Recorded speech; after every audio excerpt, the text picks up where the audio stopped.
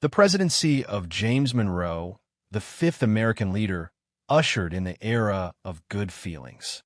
This brief post-war period was defined by intense nationalism, the collapse of the Federalist Party, and a remarkable, though ultimately temporary, surge in national unity.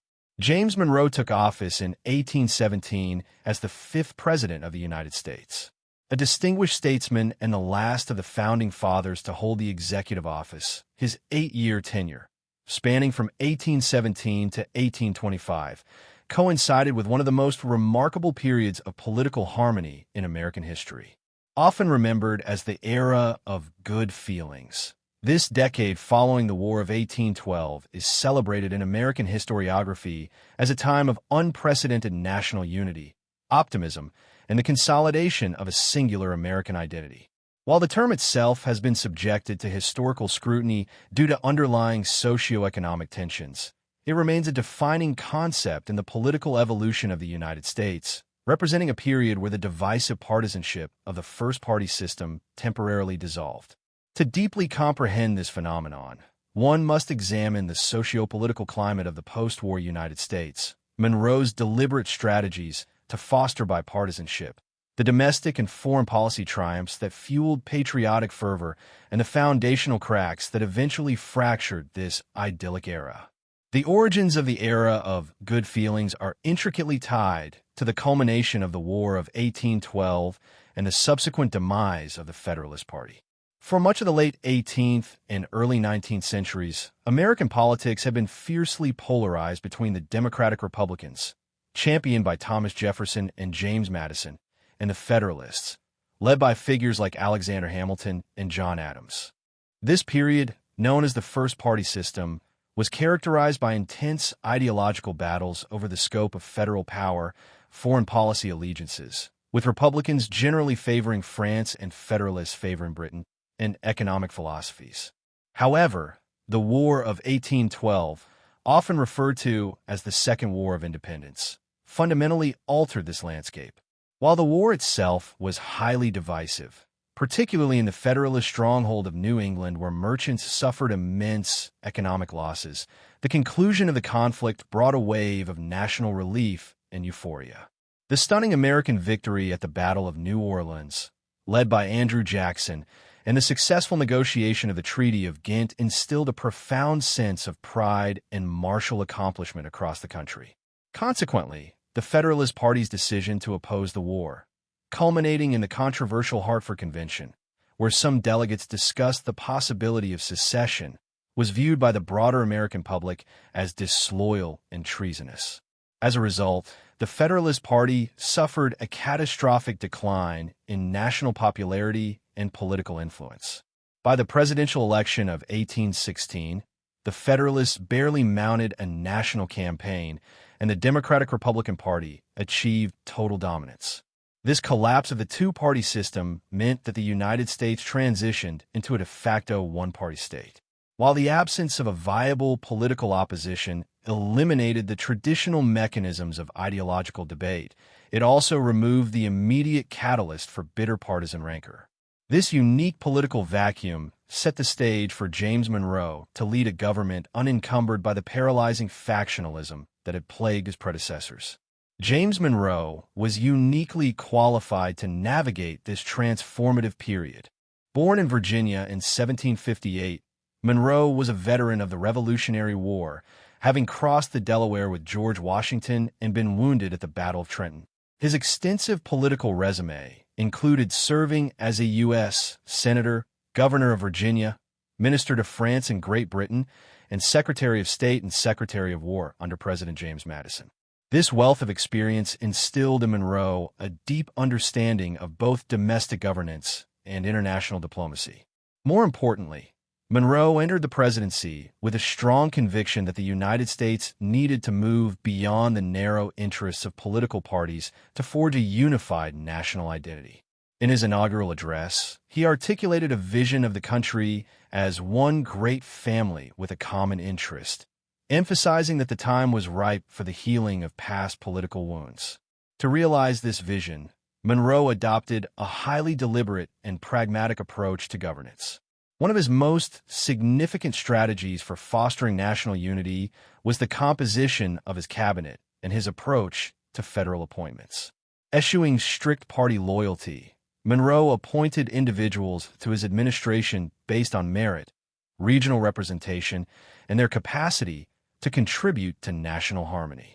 He deliberately reached out to former Federalists and integrated them into his administration, a move that helped to dismantle the lingering animosity between the two ideological camps. Perhaps the most notable example of this inclusive strategy was his appointment of John Quincy Adams, a former Federalist from Massachusetts, as his Secretary of State. By placing a prominent Northerner and former political rival in one of the most critical positions of his administration, Monroe signaled his commitment to a bipartisan government that represented the interests of all regions of the country. This inclusive governance was further demonstrated through his cabinet choices of John C. Calhoun from South Carolina as Secretary of War and William H. Crawford from Georgia as Secretary of the Treasury, ensuring that both the North and the South had a voice in federal decision-making. Monroe's commitment to national unity was not confined to the halls of Washington. It was also actively demonstrated through his extensive goodwill tours of the country. In the early years of his presidency, Monroe embarked on two monumental tours, traveling thousands of miles across New England, the Mid-Atlantic, the South, and the West. These journeys were unprecedented in their scale and impact. Before Monroe, presidents had rarely traveled extensively to meet the citizenry. But Monroe understood the symbolic power of the presidency and the importance of connecting with the American people firsthand. The tours served as a physical manifestation of national unity, as citizens of diverse backgrounds and political affiliations came together to welcome the president. The most iconic moment of these travels occurred during his visit to Boston, Massachusetts, in 1817. Boston had long been a bastion of Federalist opposition and a hotbed of anti-war sentiment. Yet, Monroe's reception was overwhelmingly enthusiastic.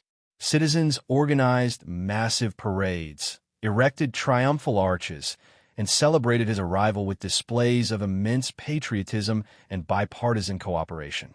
The ecstatic atmosphere prompted a local Federalist newspaper, the Boston Columbian Sentinel, to declare that a sudden and heartwarming reconciliation had occurred between Federalists and Republicans. The editor, Benjamin Russell, coined a phrase, "era of good feelings," to describe the celebratory mood and the newfound spirit of bipartisanship. This phrase was quickly picked up by newspapers across the nation, becoming the definitive moniker for Monroe's presidency and a symbol of the post-war nationalistic euphoria that swept the country. This nationalistic fervor was not merely superficial. It was underpinned by significant economic and legislative developments that sought to bind the disparate regions of the United States together. The period witnessed the rise of economic nationalism, most notably championed by political leaders like Henry Clay of Kentucky, whose comprehensive legislative program became known as the American System. Clay's vision aimed to make the United States economically self-sufficient and internally connected. The system rested on three pillars: a protective tariff to foster domestic manufacturing, the rechartering of the national bank to ensure a stable currency and credit system, and federal investments in infrastructure, such as roads and canals, to facilitate trade between the agricultural South and West and the industrial North. Congress embraced much of this nationalistic agenda during Monroe's presidency.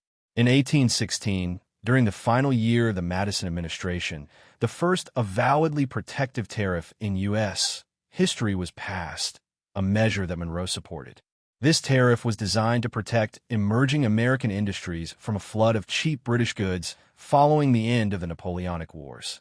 Additionally, the Second Bank of the United States was chartered in 1816 to restore economic order and establish a uniform national currency.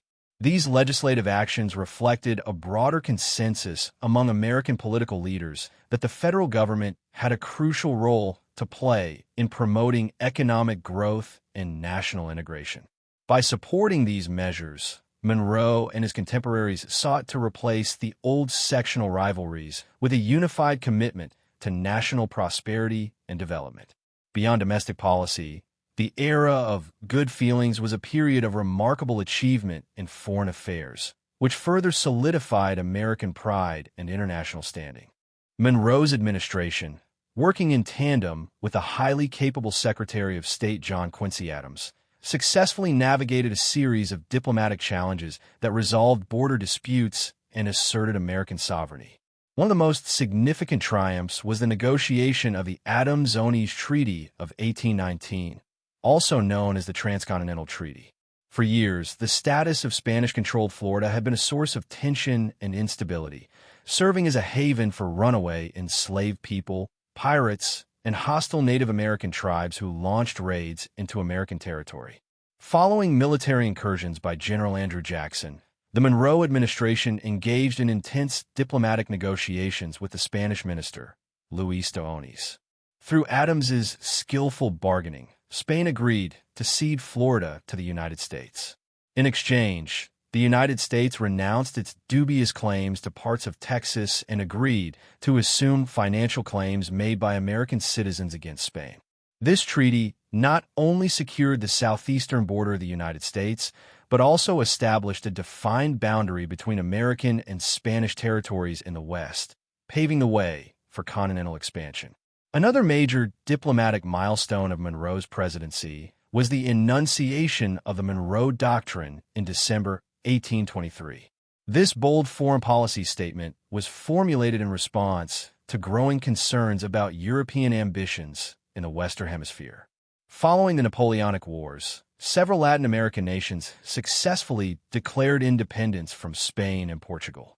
There were fears that European powers, particularly the Holy Alliance, might intervene to help Spain regain its lost colonies, threatening the democratic movements in the Americas and use interests.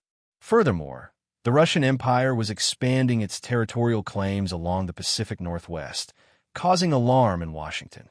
In his annual address to Congress, President Monroe outlined a clear and assertive doctrine. He declared that the American continents were henceforth not to be considered as subjects for future colonization by any European powers. Monroe also stated that the United States would consider any attempt by European nations to extend their political system to any portion of the Western Hemisphere as dangerous to our peace and safety. Furthermore, he pledged that the United States would not interfere in the existing colonies or dependencies of any European power, nor in the internal affairs of European nations. While the doctrine relied heavily on the tacit support of the British Royal Navy, which had its own economic interests in preventing other European powers from dominating Latin American trade, the Monroe Doctrine was a defining moment in American history.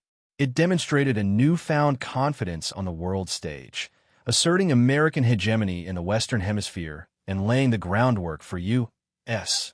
foreign policy for generations to come. To explore the global and historical implications of this doctrine, you can read more about it on the Britannica Monroe Doctrine Analysis. The cultural and social landscape of the era of good feelings also reflected this surge in national pride and identity.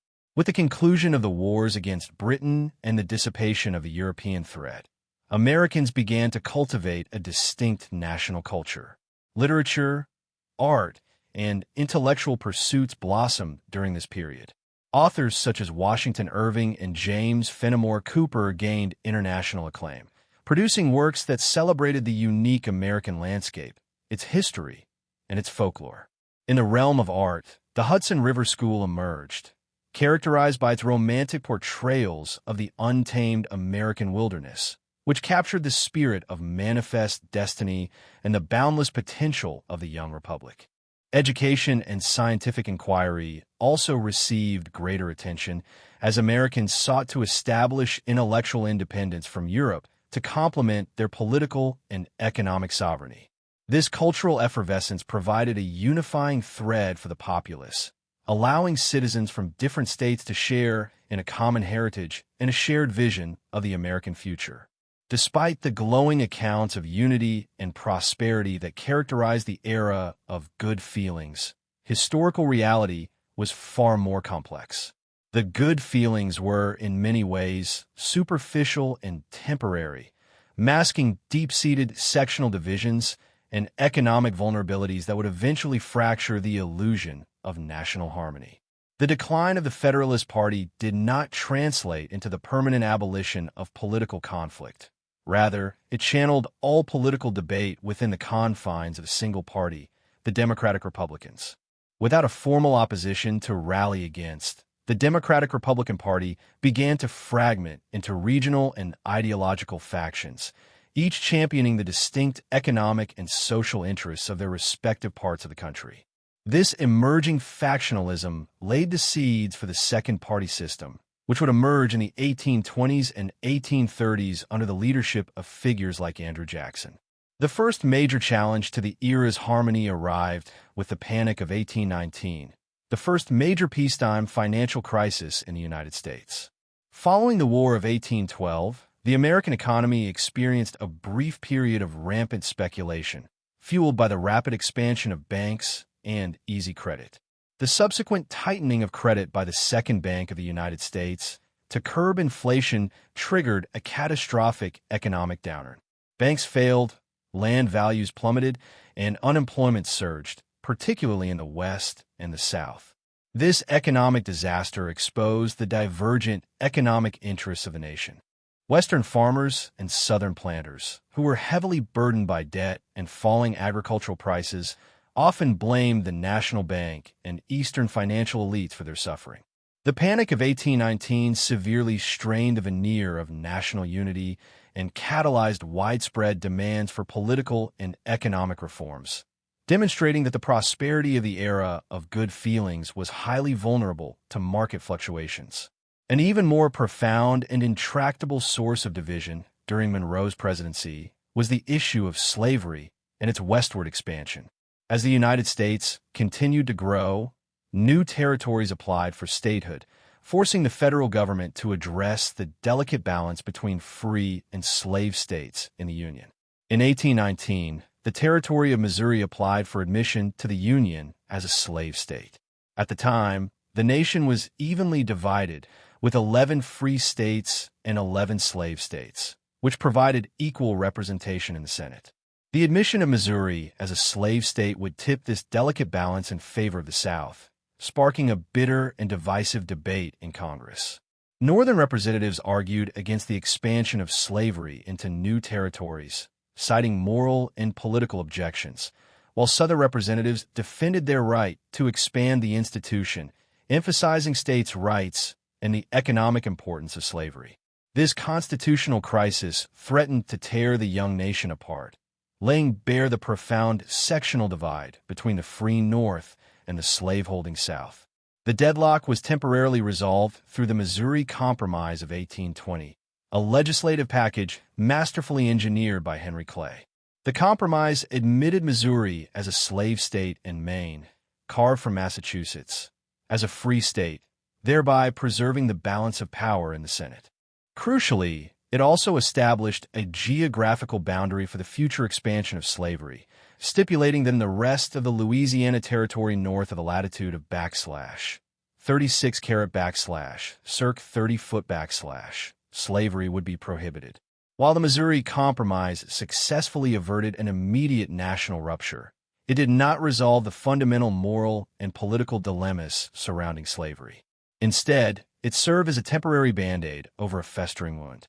As Thomas Jefferson famously noted in a letter regarding the crisis, the debate over the Missouri Compromise was like a fire bell in the night, warning that this unresolved sectional conflict would ultimately threaten the survival of the Union.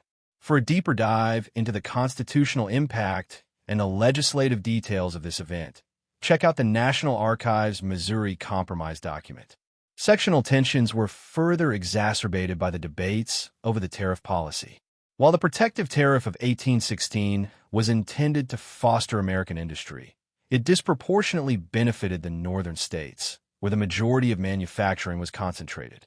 In contrast, the southern states, which relied heavily on exporting raw materials like cotton and importing manufactured goods, bore the economic brunt of these tariffs, as they increased the cost of goods for southern consumers. This disparity led to growing resentment in the South, where leaders argued that the federal government was enriching the North at the expense of the agricultural South. These economic grievances fueled the rise of the doctrine of nullification, championed by figures like John C. Calhoun, which asserted that individual states had the right to declare federal laws unconstitutional and void within their borders. The tariff issue highlighted how the nationalistic economic policies of the era of good feelings were, in reality, breeding deep sectional animosity and distrust. Furthermore, the domestic harmony often associated with the era of good feelings did not extend to all segments of the American population. For Native American tribes, the era was marked by dispossession, conflict, and forced relocation. As white settlers pushed westward in search of new lands, they came into violent contact with Native populations. The Monroe administration pursued policies aimed at removing Native Americans from their ancestral lands to territories west of the Mississippi River, a precursor to the systemic removal policies of the following decades. Similarly, for African Americans, both enslaved and free, the period offered no relief from the injustices of slavery and racial discrimination. While the abolitionist movement was beginning to take root, the institution of slavery remained deeply entrenched in the South and was woven into the political and economic fabric of the nation, as evidenced by the compromises made during the Missouri statehood crisis. The celebration of unity and liberty during this period was, therefore, fundamentally limited, highlighting the profound contradictions that existed within the American democratic experiment. The era of good feelings drew to a dramatic close with the highly contentious presidential election of 1824. By the end of Monroe's second term, the facade of a unified Democratic-Republican Party had completely crumbled.